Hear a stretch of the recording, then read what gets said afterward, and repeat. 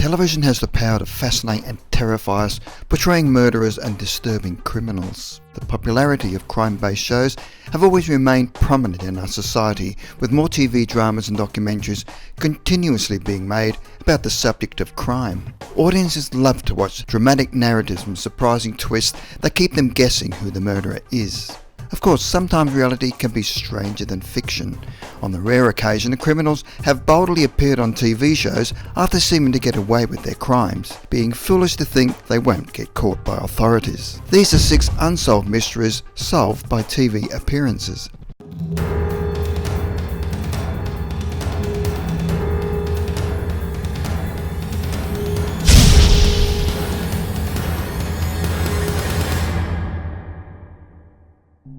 Number 6. Wu Gang. In 1998, Wu murdered a man in Jilin, China, and disappeared for 13 years.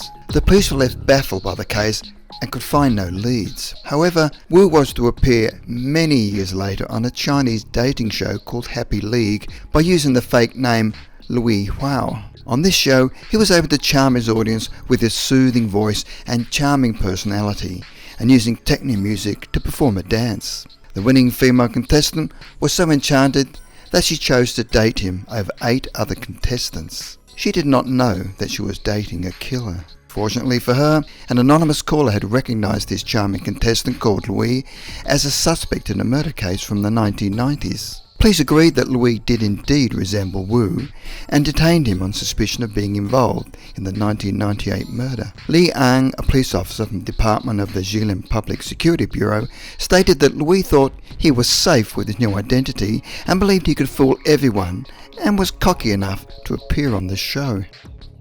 Number 5. Killer Father. In a startling revelation on a popular Indian chat show, a previously unsolved triple murder case came to light. In 2012, a 16-year-old girl appeared on the chat show and said that she wanted to elope with her boyfriend. An argument broke out between the girl and her parents, who had also been invited on the show.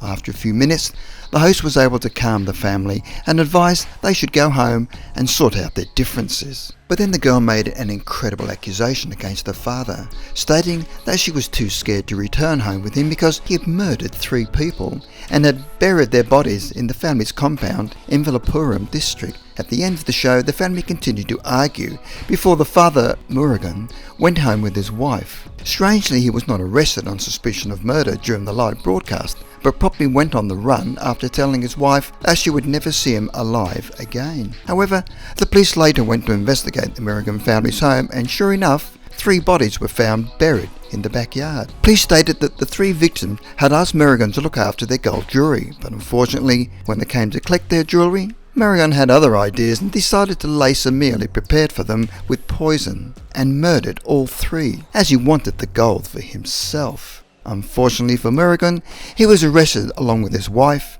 and brother. Number 4. Stephen McDaniel. On June the 30th, 2011, a journalist was doing a live interview regarding the disappearance of 27-year-old Lauren Giddings at Mercer University School of Law in Macon, Georgia. The journalist was interviewing one of Giddings' ex-classmates when something extremely unusual occurred. The 25-year-old man he was interviewing sported long hair and a beard with bloodshot eyes, and his name was Stephen McDaniel, and had graduated with Lauren Giddings. The interview started out normally, but suspicions started to be raised that McDaniel might be a person of interest regarding her disappearance. McDaniel was unaware that a body suspected to be Laura Giddings had been found hours earlier in a dumpster at the apartment block where they both had lived. However, when he was informed that a female body had been found, he paused and appeared shocked and had trouble composing himself, and then sat down. A short time later, he went back to the journalist, ranting and appearing extremely defensive, though the journalist had not even accused him of anything. The police later brought McDaniel in for questioning, where he confessed to her murder by strangling her. He said that he broke into her bedroom whilst wearing a mask, but Giddings had pulled the mask off her face and recognised and begged him to stop. He decided to murder her, dismember the body and dispose of it in the dumpster. It was revealed that he had been stalking her and had filmed her in her home. In 2014, McDaniel was sentenced to life in prison and would not be eligible for parole until 2041.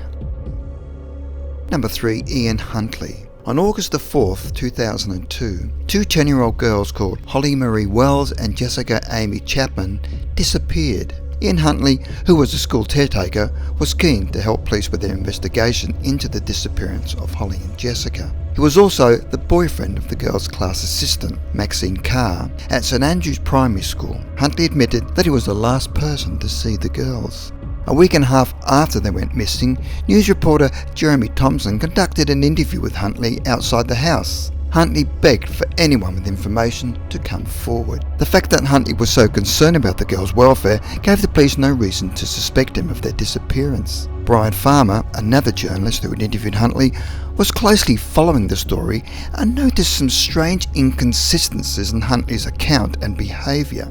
On the same day, BBC producer Debbie Tubby reported that after speaking on the phone about a significant development on the case, Huntley had overheard her speaking and started asking her questions in a nervous manner and appeared to be sweating and asking whether the girls' clothing had been found. People now started to become suspicious, as nobody could have known that the clothes had been cut from Holly and Jessica's bodies and dumped. On further investigations, Huntley was arrested and found guilty of the murders. His girlfriend and class assistant Maxine Carr was found to have provided a false alibi for him. Huntley was sentenced to a minimum of 40 years in prison, while Carr received 3.5 years for perverting the course of justice. Number 2. Seth Gonzales. On July 10, 2001, 21-year-old Seth Gonzales returned home in Sydney, Australia after being out with a friend at Planet Hollywood. On arriving home, Gonzales claimed that he came upon the murdered bodies of his mother, father and younger sister, who had all been stabbed numerous times. A wall inside the house had been spray painted with racist comments about the Filipino family. Gonzalo ran to a neighbour's house for help before calling the police. He appeared inconsolable, trying to tell the neighbours that his family had been murdered.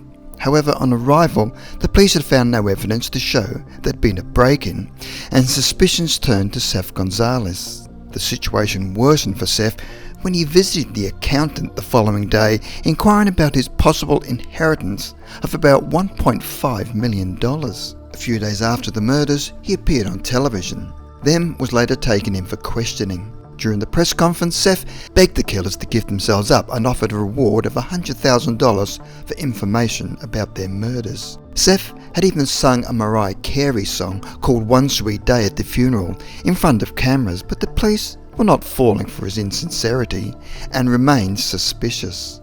Seth had inconsistencies in his stories and discovered that he had lied to his family and friends. With his strange behaviour plus holes in his alibis, the police made an arrest. After a 2-month trial, he was sentenced to 3 concurrent life sentences without the possibility of parole. Number 1. Mick Philpott. In the mid-2000s, Mick Philpott was nicknamed Shameless Mick by the tabloid press in Britain after having his 17th child whilst on unemployment benefits. In 2006, he requested a larger council home for his family, where the public became angry and disgusted.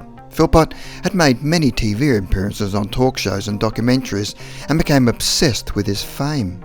In May 2012, he was in the news again when a fire had broken out at his family home, killing 6 of his children. Police became suspicious when petrol was found in the mailbox and treated the incident as a criminal investigation. A couple of months earlier, it was found that he had a mistress called Lisa Willis, who he had also fathered children with, who had left the house that she had shared with both Mick and his wife, Mayreed. A custody hearing for Lisa Willis's children, whom Mick had fathered, had been arranged to take place in the morning of the fire. As a result, Willis and her brother-in-law Ian Cousins were arrested on suspicion of murder, but were later released without charge. Suspicions then fell on the Philpotts. A few days after the fire, Mick told the police that he wanted to arrange a televised press conference. The police obliged, but were confused, as were the home audience, by what they saw.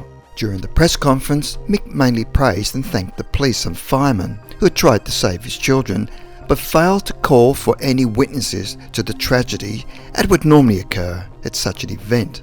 Police who were present at the conference sensed that there was no actual grief or genuine tears. After the conference, Mick appeared to return to his normal self in a very short time when he was seen laughing and joking as if nothing had happened. On seeing this, the police decided to bug the Philpott's hotel room, where Mick was heard questioning his wife about the interviews with the police and whether she'd cried enough or grieved enough for them. After listening for many hours, the police felt that they'd gained enough evidence to convict both Mick and his wife for starting the fire. The public and the police were bemused as to why these parents could commit such an atrocious act. They later found out that the Philpotts' intention was to frame Lisa Willis for the fire and win custody of her children in order for the Philpotts to receive even more benefits than what they were already receiving.